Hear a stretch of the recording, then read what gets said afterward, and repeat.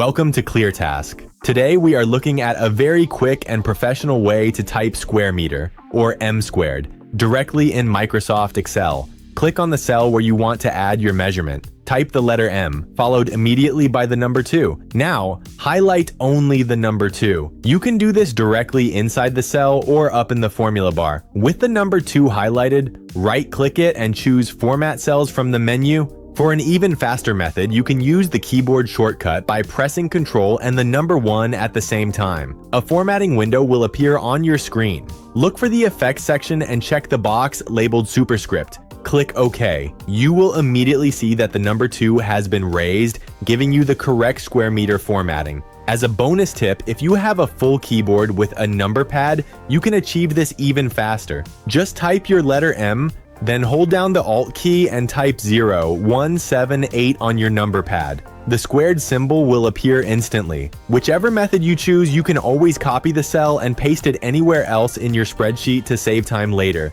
It really is that easy. If you found this tutorial helpful, please leave a like and make sure to subscribe to ClearTask for more simple, direct guides. Thank you for watching, and I will see you in the next video.